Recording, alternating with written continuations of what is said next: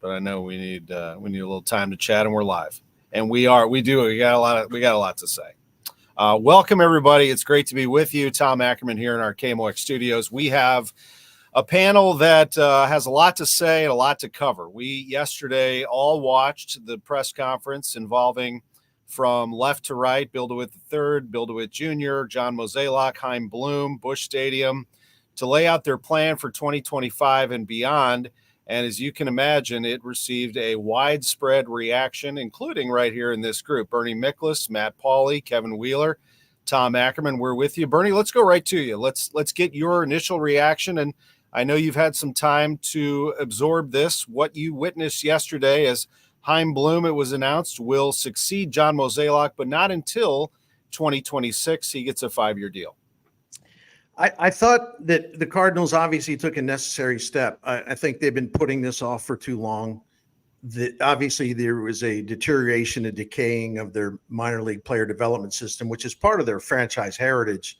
So I was surprised they allowed that to happen. But at least they recognize, we have to fix this thing, and we have to do it with a lot of resources, and we have to do it fast. And to me, they hired the right guy, Chaim Bloom, to do that because that's his specialty. He's excellent at it. So I was really encouraged that they took that step. We can fuss about whether Chaim Bloom should have taken over right away. Maybe John Mozeliak move into the background. That's their decision. I've been outspoken about what I felt they should have done, but they've made their decision. And I appreciate John Mozeliak's candor yesterday, where he basically interjected and said, no, it probably means our payroll's going down. And that's the question I have, and I know all of you will sound off on this. Are Cardinals fans ready for a rebuild? Not a teardown, not blowing it all up, but kind of a moderate rebuild, because I do call it a rebuild. I have no reason to avoid that word. What will be the appetite for that if fans know that at least they're moving in a new direction? Is it going to happen soon enough to make them happy? That's just one of the questions that's out there, and we don't know the answer today. What did you think, Kevin? Your thoughts? A lot like Bernie, not surprisingly. Couple things that stand out to me when it comes to the reaction, right? When they say the payroll's coming down, they didn't specify that it's coming down 10 million, 50 million, 80 million. We have no idea. So I think my counsel to Cardinals fans is don't overreact to that until you see how much it is. If the payroll's down 10 million, that's nothing. That's no big deal. That's what you spent on Lance Lynn. You can get by without a Lance Lynn. That's not a big deal. Secondly, I don't think that this means they're going to be worse next year. I mean, a lot of the salary that's going to go away are guys that either didn't contribute or produced at numbers below what you're paying them to do. So this doesn't automatically mean a step back in terms of your won-loss record next year. And if you're doing things smarter, like playing Luke and Baker against lefties, you can actually be a better offensive team and score a few more runs. And you might get something from a young guy like Michael McGreevy or maybe eventually Quinn Matthews that's going to be higher end than a 38-year-old pitcher who doesn't miss bats. So I want to temper the reaction, right? I think that it's a fair criticism that I share that we need to hear more from Chaim Bloom. One of the things the fan base desires, desperately desires, is a different voice. That has nothing to do with whether or not Bloom's going to be amazing. And Mo jokes about it. He knows the fans are tired of hearing him. So maybe start that transition. But I thought not making Bloom available for interviews after the press conference is a mistake. I think he needs to be more of a face if you want to sell fans. If you don't care about selling fans, do what you want. I don't think there's any doubt. My initial reaction on Twitter was that Chaim Bloom was a breath of fresh air, and I do think they need to get him out in front as often as possible. Matt, you were there. You had some great interviews with John Mozeliak, Bill DeWitt III, that are available right now on our website. Give me your initial thoughts. Yeah, a couple things. First, I think Kevin's point about how much payroll is going to go down. They can do one of two things. They got to stop giving money to middle-level players. With all due respect to Lance Lynn and Kyle Gibson, those positions on the team need to go to produce talent, low money talent. So if the way they're reducing payroll is by not having Lance Lynn and not having Kyle Gibson and having Michael McGreevy and Gordon Graceffo instead in those spots, that I don't think they take much of a step back. If the way they drop payroll is by trading Sonny Gray and Wilson Contreras and Nolan Arenado, then that is a completely different situation, and it makes the team worse. So we got to sit here and wait and see what the lowering of payroll actually looks like. To the point about Chaim Bloom, I was also disappointed that he didn't do one-on-one interviews and didn't spend more time. I've had the opportunity to talk with him just personally a handful of times since he came on, and I find him to be incredibly compelling. You know, one story about it, I met him in spring training. I went up to him like every other media member went up to him just to introduce myself. I had the typical 45-second conversation with him. Next time I see him, hey, Matt, how's it going? How's your family? Like, he remembered all these things. He is so personable. He's so interesting. I think he's a really compelling character in all of this, and I do think the Cardinals would be smart to put that on display. Well, I agree, and I had one chat with him. It was down in spring training, and it was a nice long chat. And boy, I mean, his mind, he was just everywhere, and he was very interested in St. Louis as a market. And I agree with you wholeheartedly, Matt. I think that he is going to be someone that, as people get to know, they're really going to appreciate. And Bernie, I wanted to toss back to you one more thing about the actual press conference itself, and then we'll get into this future and what it's all looking like. But, you know, I just passed someone in the hallway on my way in here, and I said, how's it going? They're like, I'm just bummed out about the Cardinals. And I'm like, you know, this is supposed to be the start of this new era. And I do think it had a lot to do with how it looked yesterday, the optics of yesterday. You had Chaim with his, you know, bright future and well-spoken, and you had a lot of the same talking points coming from Bill the Third, and Mo. And, you know, it does create, I think, that, oh no, you know, they're not changing thing from the fans. You know, when I looked at it, and some of the things they said weren't wrong. I mean, winning 83 games is an improvement over last year, but you can't try to sell the fans that that's exciting or that is why you should be going to the ball game. I just felt like the connection with the fan base has to improve, and I did not see that in the press conference yesterday. No, I respect that opinion very much, Tom. I do agree. If I could go back, I do agree with what Matt said about they needed to have Chaim Bloom more front and center. Kevin Wheeler agreed with that too. We all agree with that. I thought it was like unfortunate the way they sort of ushered him out of there as soon as the main press conference was over. And let me just add to this. The Cardinals don't need my advice, but let's be totally honest here. One of the things the Cardinals have failed at miserably is messaging. They're just not very good at it. In fact, it's stunning at this day and age. Now, you can take the worst sports franchise of the 5 major sports in North America, and even the worst franchises are like great at messaging. It shouldn't be as hard, but they have a hard time with it. So my advice to them, not that they need it or want it, is that the work that Chaim Bloom is going to be doing in 2025 is extremely important to the future of the franchise. It is extremely important. And it's best if you want fans to understand what you're trying to do, what your objectives are, why it will be better, why this will lead to a better team. You will come through this much better off for the future. You need to have him not constantly. He can't stay underground next season. Well, he's working on the minor league stuff. You need to bring your fans into the loop about what exactly he's doing and why, and also to offer progress reports, because they're going to be doing some fantastic things. And I think most fans would be enthused about the changes because they understand that it will lead to better days and it'll get back to the Cardinals' strength, which they allowed to become a weakness: player development, technology, all this stuff, analytics. So they can't keep Chaim Bloom out of the limelight all of next season. He needs to be front and center talking about, hey, we just did this, we just did that, we just hired 20 people. You know, you got to bring the fans into the loop. And this isn't like you're trying to sell them. It's not a cynical thing. It's just good business. And also, you're treating your fans like adults. You're treating them with respect. You're important to us, So we're going to tell you exactly what we're doing, what Chaim Bloom is up to every step of the way. He will be available to the media. You will see a lot of him. He will take you step by step exactly what they're doing. Like if they keep that in the dark, I don't know what to say. I mean, I can't believe that, frankly, they would be that dense. I got to assume that they'll do this. If you want people to buy into this, you got to tell them what they're buying into. You got to tell them why it's a good thing, and you have to back it up with details. So I wanted to get that part out there. He can be a valuable asset to sort of getting people to believe that, okay, I get it now, and I think we're going to be okay. I think they're going to be better off because of this. But that's not going to happen if you don't want to put him in front and center, because of some territorial things or whatever. Anyway, I'll no shut question. up now. And Kevin, there was like no mention at all the entire time, and it was a short press conference, but there was no mention of Ollie Marmol like once. Not I mean, Right.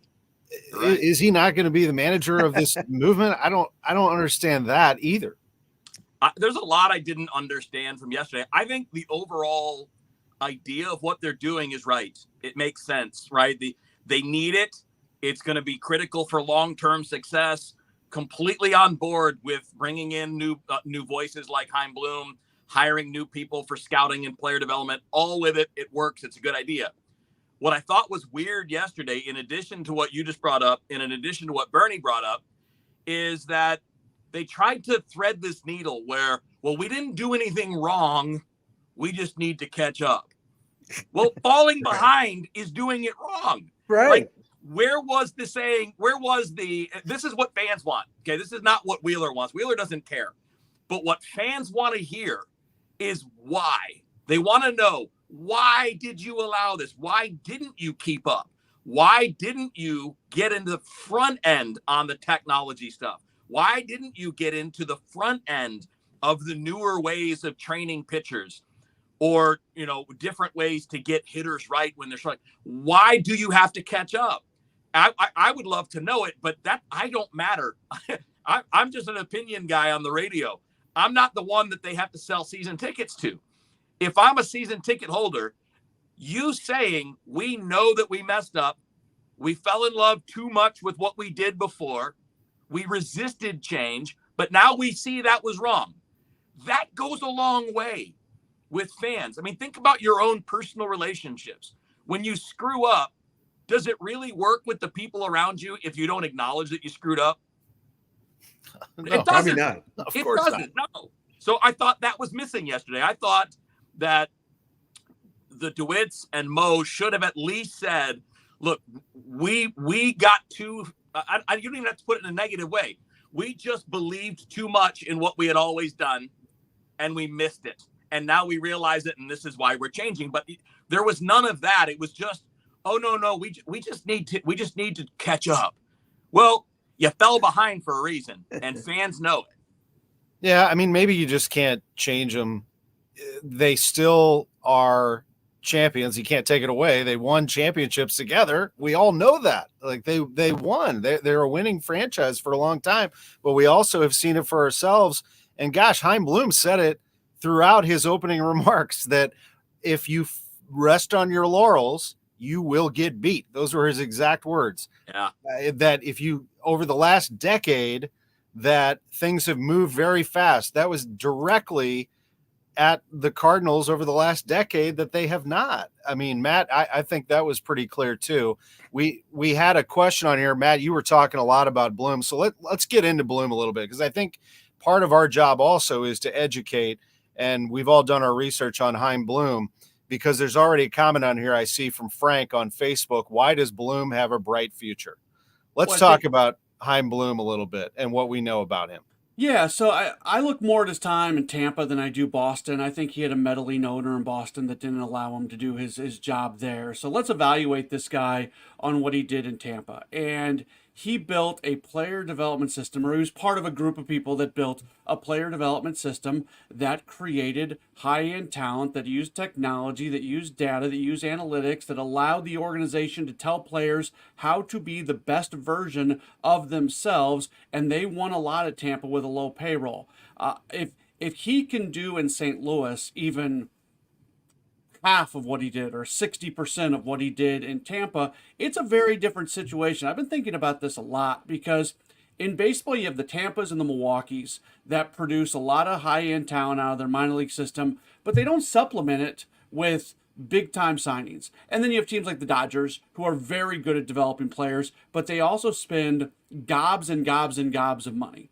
There's not a lot of teams out there that are incredibly smart, incredibly good at developing players and have a respectable payroll where you're able to go out and spend legit money on guys that can come in. And that's what I'm hoping for the Cardinals here, that they're able to have most of their roster as homegrown type players, but they're still able to keep payroll at a certain level where you're able to bring in players to fill holes. And when I look at Bloom, I look at Tampa and I say this is a great opportunity for the Cardinals to get back to producing talent. He understands technology. He understands data. He understands all these things. He's an incredibly smart person, and that's what excites me about him being part of the organization. Bernie, I already got it on Twitter back at me. Like, well, he failed in Boston. Yeah, No, he didn't. He traded Mookie Betts. No, he didn't. That's not what happened. Tell me about Boston.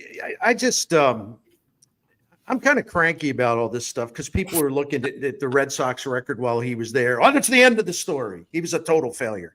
Yeah, okay. First of all, they brought the man in because John Henry, the owner of the team, who changes his mind like, I don't know, every 16 seconds roughly. He said, listen, we want that Tampa Bay model. What you people have done down there is extraordinary. Not just the overall player development system and your expertise there, but you're way ahead of everyone with the use of analytics. You're way ahead of everyone with technology. You're way ahead of everyone for understanding you can sign a pitcher, for example, for $5 million, who's going to be just as good, if not better, than someone you spend $15 million on. We want that model because it isn't that we don't want to spend money, but we got to become more efficient. So he took the job. He started in on his work that he was hired to do. And then they moved the goalposts. Sorry to mix sports. It's just like all of a sudden, because Boston's a fierce media market. The fans are very nasty when they're not happy. It's just like, well, wait a minute. Look, we're not winning. Well, how come we didn't sign this guy? How come we're not spending? And it made John Henry nervous. And all of a sudden, when Mookie Betts, for example, turned down a pretty generous contract offer, it obviously wasn't going to be the ultimate offer. John Henry told Chaim Bloom, trade him. Everyone knew that, and then the Red Sox not only had to trade Mookie Betts, but they lost leverage in the trade talks because everyone knew what was going on. Then one thing I hear people that are uninformed to talk about, well, how could they let Xander Bogaerts out of there? Well, first of all, look at the Xander Bogaerts contract in San Diego, and you tell me if that was a good idea. It's a horrendous contract, okay?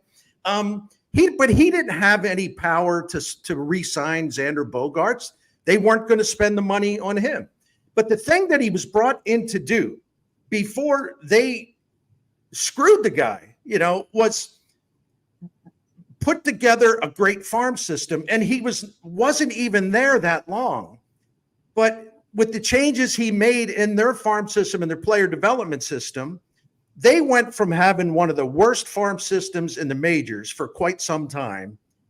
At midseason, Baseball America ranked them third in the major leagues, and MLB Pipeline has them way up there.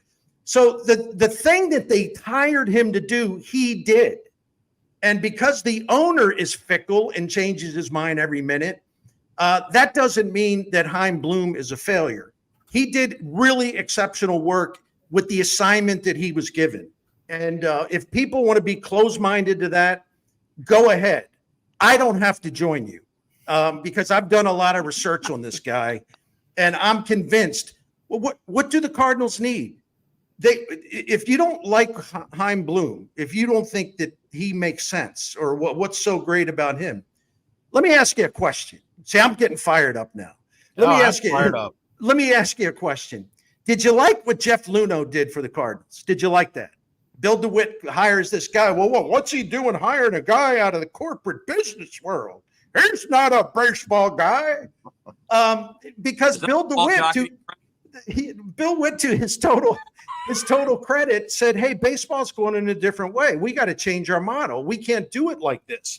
we've got to have, in the great Cardinal tradition, we have got to have a thriving, blooming farm system. Homegrown players always on the way. We've gotten away from that. And then once you have your own self-sustaining system and an efficient payroll, then you can go out and add big salaried players to that.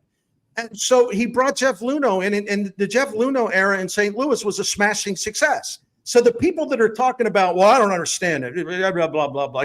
He only finished 5 games above 500 in Boston. If you liked what Jeff Luhnow did, you should love the fact that they've brought in Chaim Bloom, because it's basically the same thing they're trying to repeat.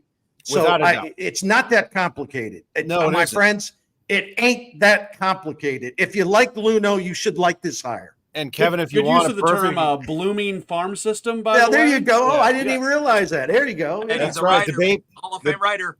The baby birds are back. No, but I wanted to say that the biggest example to me of the failure of this player development system, all you have to do is look at the Cardinals starting rotation. Take Palante out because he's the addition that saved them for a little while, but the whole thing's free agent patches. Miklasz, Matz, Gray, Lynn, Gibson. You can't have it, Kevin. And Bloom's expertise, how he made his name in Tampa, was finding players too. But he was like lauded as like the expert when it came to bringing pitchers in and developing them. Yeah, and look, we all have talked about this. Who is the last Cardinals homegrown prospect? We won't count Palante because as of right now, he looks like he's a piece for next year. But before Palante, even if we're generous and count him, who's the last homegrown starting pitcher that they kept that actually stuck around and was decent or good? And it was Jack Flaherty. He debuted 7 years ago. He's already in his second crack at free agency coming up this offseason. So if it takes 7 years to have one of your homegrown guys stick in your rotation as a quality guy, that's a problem. And when we go back to what you were talking about, Bernie, when we go back to, wait, hold up, you're there. When we go back to talking about the Luhnow way and what the Cardinals did so well, you go back to those years, it was a new guy every other year that was not only in the rotation, but a quality impact guy. It was Lance Lynn, Carlos Martinez. It was Jack Flaherty. It was Michael Wacha. It was Jaime Garcia. Now, all those great relievers too. Yeah. Yes. And they didn't all have great 10-year runs with the Cardinals, but they all had at least 3 or 4 year runs where they were top end guys, not fifth starters. Carlos Martinez, for a period, maybe it was only 2 or 3 years, but he was a top 10 or 11 starter in the National League. That's what they have to get back to that. And maybe Quinn Matthews will be the first in that new wave of those guys. But that has to start happening again, because that was what fueled the success. Because you want to be able to bring in Sonny Gray, right? Sonny's the one we all agree, like, that's the guy you go sign, right? You want to bring in Goldie. You want to bring in Arenado when you need him. But you want to stop filling in with, as you guys put it so well, the expensive mid-level free agents. That's where you go to die when you're going to be bringing in a bunch of those guys. Absolutely. And, and you have to be able to, Matt, have instruction down in the minor leagues. You know, the Dodgers, I know, get a ton of attention for having the $300 million payroll and buying whoever they want. You know what else they buy? Instructors. Their minor league system is loaded with excellent instruction, and it absolutely starts there. And that's part of what Chaim Bloom is going to do. Pathways to success for players, absolutely must have it, but you also have to have them ready to go once they get to this level. Exactly. So I spent 10 years working in the minor leagues. I was with 3 organizations. I was with the Rockies, I was with the Royals, and I was with the Brewers. And in all of my stops, there was always 1 or 2 coordinators in town. You know what's a failure? The fact that Jordan Walker went to AAA Memphis and they didn't have a roving outfield guy there every single day with him, just camped out working with him. Walker regressed defensively from where we saw him early in the season to when he came back. They don't have these roving guys. They got like 5 in the organization as opposed to the 12 to 20 that most organizations have. If you've got somebody that goes somewhere that needs work in a specific area, You got to get somebody there, camp them out with them, and work them. Walker's gotten great work with Willie McGee when he's been at the big league level, but there's nobody like that that's available to just go there. So yes, they have to do better. And another thing that not a lot of people talk about: look at the Cardinals' major league staff.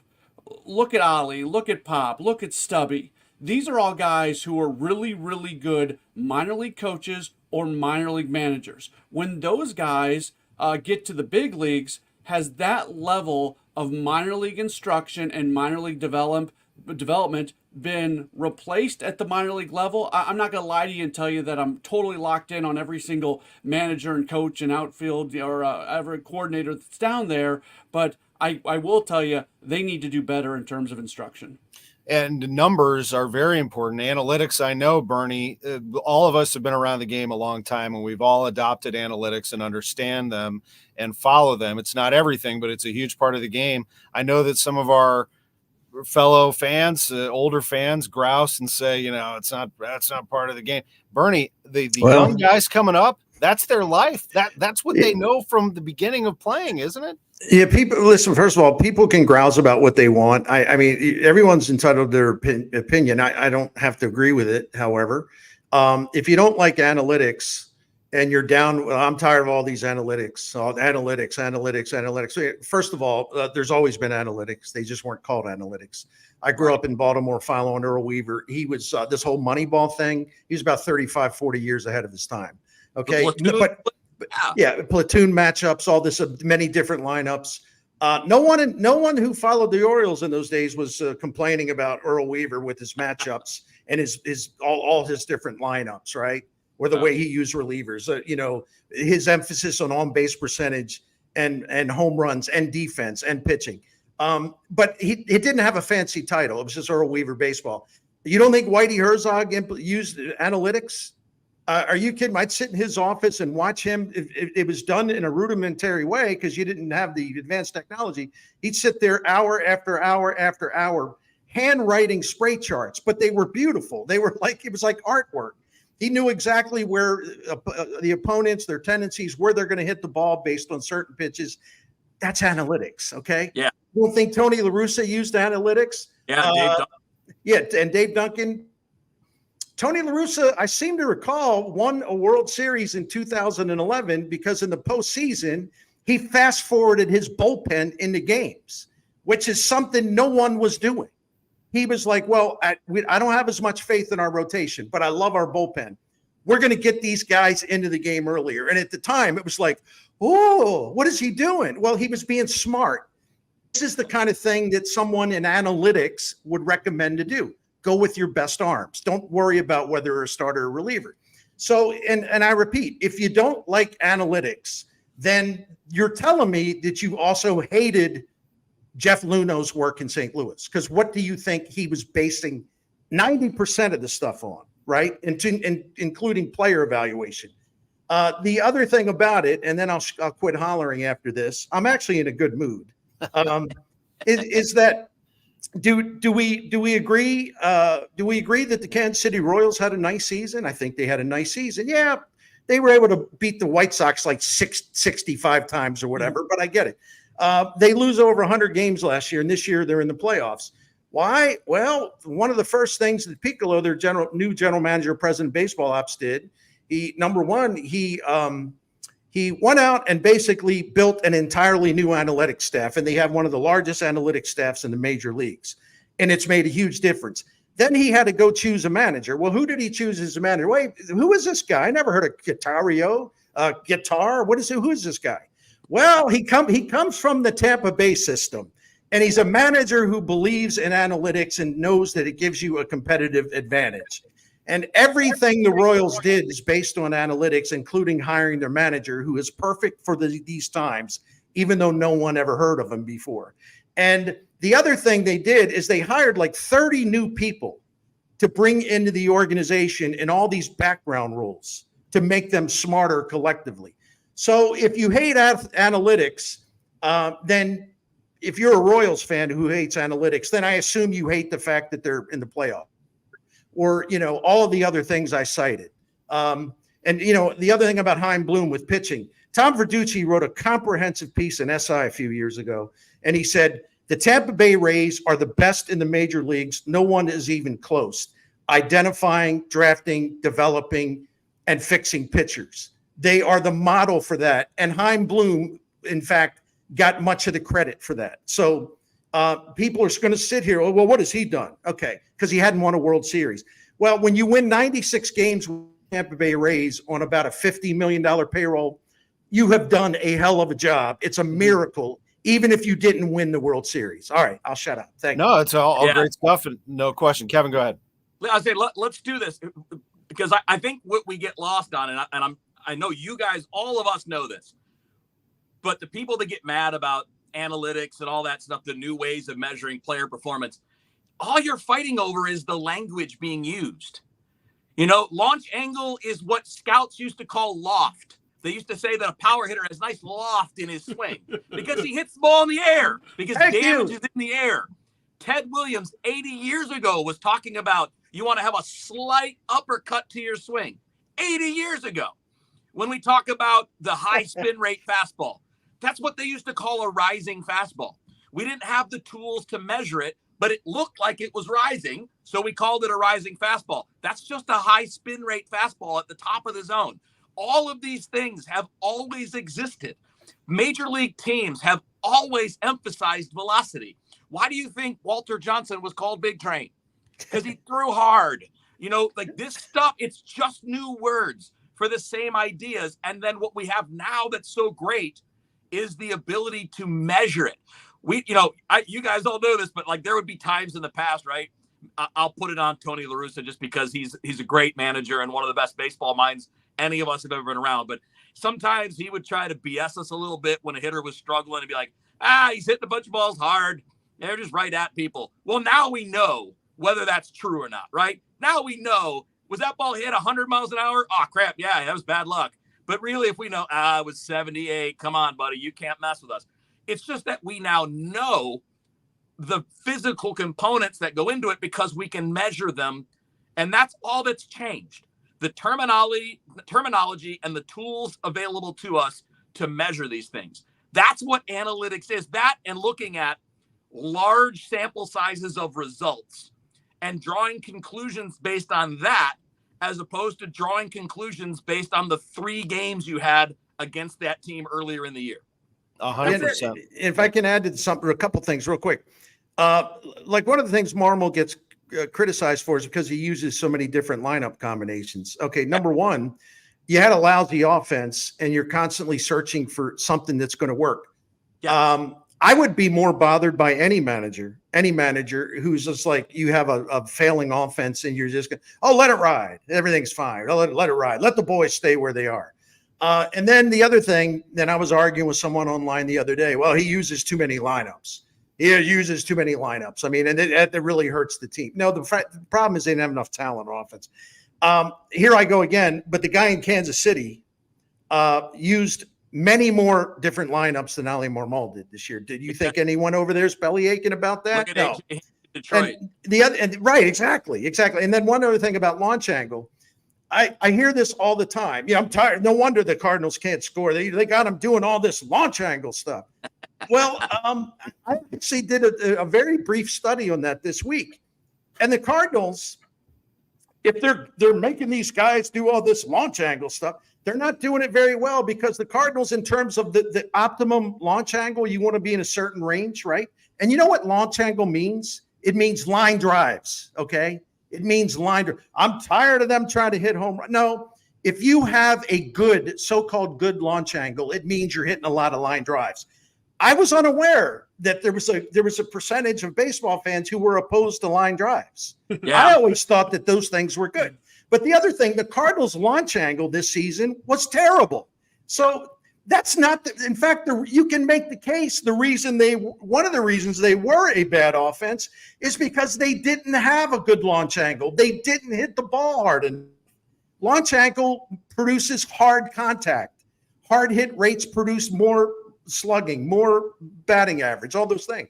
The Cardinals actually, whatever they were trying to teach with launch angle, they didn't get it done. The problem was their launch angle was terrible, not that there was too much of it. I just this stuff's not that hard to learn. No. It's just not that hard to learn. Anyway. No, Matt, go ahead. Well, one of the things I harp on a lot is the aesthetics of the game in the 80s and 90s when you're stealing bases and stringing hits together and all that sort of stuff. I'll be the first to admit it. It was more fun and more entertaining to watch. The aesthetics of the game now is not as good as it was previously, but it's because we know more information now. We know what it takes to win games, and that's not what you do. I think a lot of fans confuse aesthetics of the game versus winning baseball. Yeah. And when you're a president of baseball operations, when you're a general manager and you're putting together a team and a style of play, your job isn't to create an entertaining style of baseball. Your job is to win games. And we get stuck in this thing where people always want to go back to the way it used to be because it happened to be a little bit more entertaining than many things that are going on now. And I think there has to be an understanding that just it won't work. And there's people who are listening to me right now yelling at their screen because they are convinced that it will work, but unfortunately it just won't. I think the Cardinals could steal more bases, but then again, like they could take advantage of the new rules and they haven't done that. But why haven't they done that? They're not athletic enough.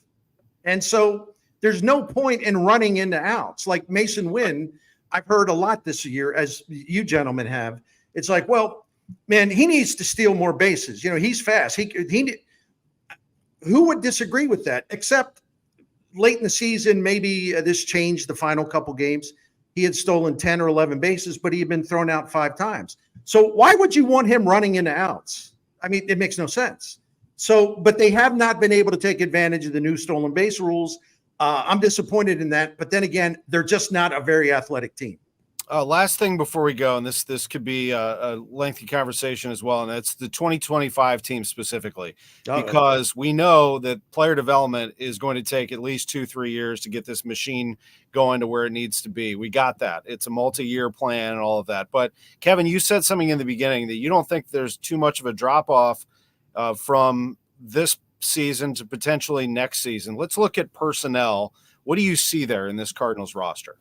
Well, I mean, you'll have a full year of Fetty, who's better than Miles Miklasz, better than Lance Lynn, and better than Kyle Gibson at this stage. I mean, based on this season's performance, he was better than all those guys. So you'll have him for a full season with Sonny Gray. You can have Palante. You obviously have guys like Matthews and McGreevy. I mean, McGreevy's made, 3 starts in the majors, and every one of them was good. I think you have more upside in the rotation. Your bullpen, if you want, you could bring it back intact. You could re-sign Andrew Kittredge at a moderate salary and have the same quality bullpen you had this year, and it was a fantastic bullpen.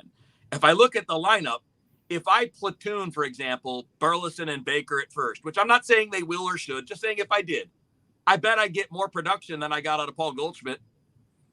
I think there are ways to have a better team with a lot of the same guys. And then, look, smart free agent signings, somebody that hits lefties that's going to play every day against lefties. Maybe Baker's too limited to be that guy, but I use him as the example. I don't think they maximized their team this year. Maybe get Herrera a first base glove and make him that guy where he can play some first base and DH and catch once in a while where his throwing problems aren't going to kill you. There are a lot of ways where you can take what you have now with some very simple additions and have a much more productive and consistent lineup, because you're going to, and again, some of it's going to be like, can Wilson be healthy, right? If Wilson's healthy, not getting his arm broken on a fluke play, your lineup's better in the middle already. So I'm not saying that that's good enough. I want to be clear. I think they need upgrades. To me, they have to upgrade center field. If I'm saying there's one thing on offense that they don't have ready in-house now, is somebody who can play center that can hit a little bit. Because at this point, Siani and Scott are not hitters, not at the major league level.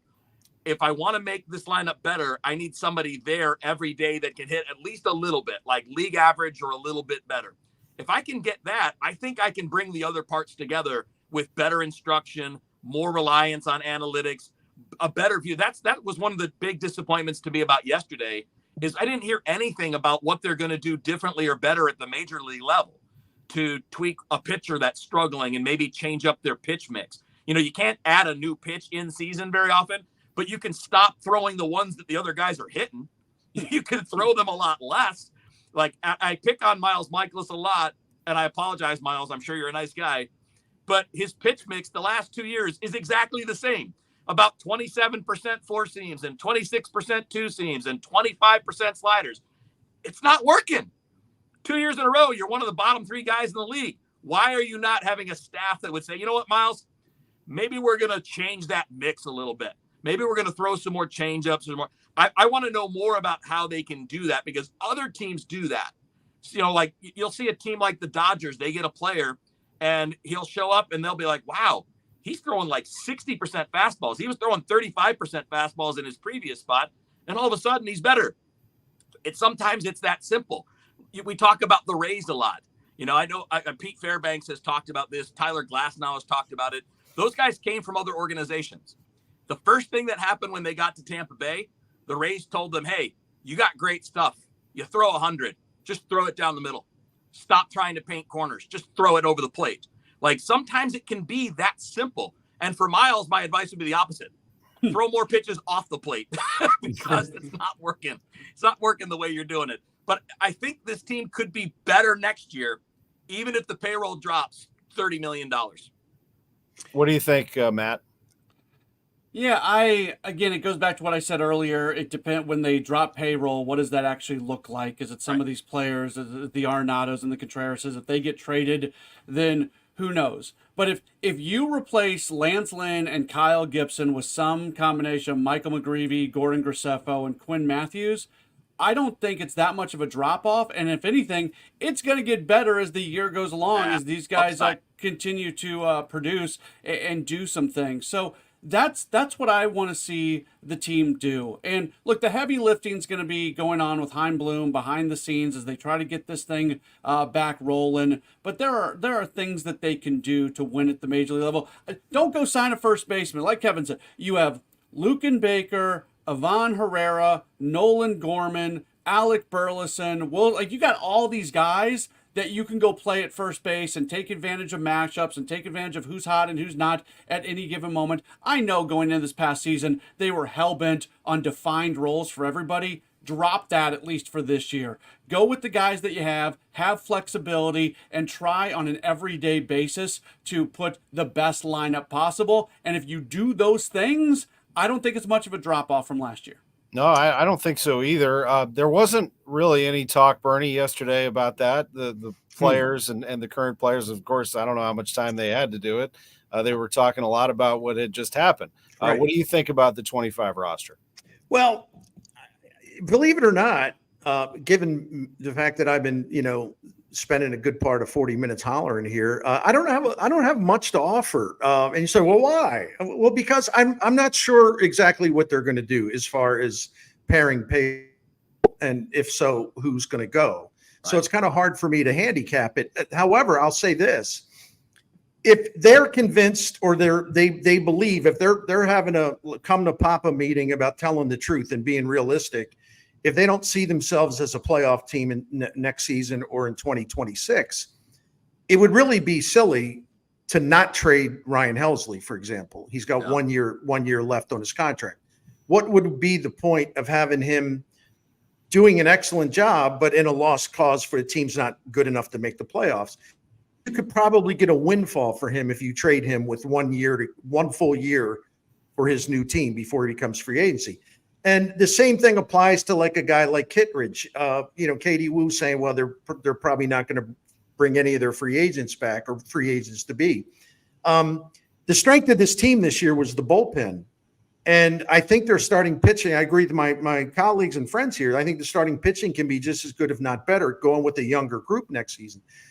But that bullpen was so strong about protecting the leads that they had. And they were so great in protecting leads when they were up after 7 innings, up after 8 innings. And Ali Marmol did a really great job of extending the bullpen by cultivating a guy like Fernandez, cultivating a guy like Liberatore, getting a lot more out of John King than I ever thought that they would. Those are just a few examples. So, but if you subtract the Helsley and you subtract a Kittredge, and you make, let's say, Fernandez your closer, the bullpen's not going to be comparable to what they had this season. And that could be a real problem in terms of how many games are you going to win? So I would just say that's the one area that I'm going to be looking at, because that bullpen is the reason why they won 83 games. If that bullpen had been mediocre, they would have had another 71 and 91 probably, or close to it. Anyway. No doubt about it. I want to wrap it here. We've gone a good solid 45 minutes. There's so much more to cover, of course, but we will do it on air on KMOX, Sports Open Line, Chris and Amy, DGS. I'm on Total Information AM. This program can be watched over again on YouTube and other social media channels, and certainly YouTube is up and coming. KMOX Sports has its own page on YouTube, and I want to make sure that people, if they haven't already, where have you been, subscribe to Bernie Miklasz' YouTube page. It's awesome. Yeah, make sure you do that. That's a Joplin hat too, isn't it? It is 1950. Yeah. Joplin Miners, a Yankees farm team, the most famous player on the 50 Joplin Miners, Joplin, Missouri, Mickey Mantle, a teenager named Mickey Mantle. I had to buy this one, baby. I had to buy it. You know how I learned that? From Bernie Miklasz' YouTube page. That's right. There you go. There you go. So, yeah, make sure that you do that. It's really, really well done. I know we're going to get everybody out of here, but thank you for watching. Thank you for paying attention to KMOX. You know, we're going to be here all throughout. We're taping this on October 1st. Some of you watched it live, but this is just the beginning. This is a very important offseason, as you know, and we will be right at the heart of it. Not just us, but Mike Claiborne's going to jump in, Joe Pott. We've got a big team that is ready to give you all the offseason news you can handle. Every single day, Saturdays and Sundays as well. We don't ever close. For Bernie Miklasz, Matt Pauley, Kevin Wheeler, I'm Tom Ackerman. Thank you for joining us on the KMOX Sports social media channels.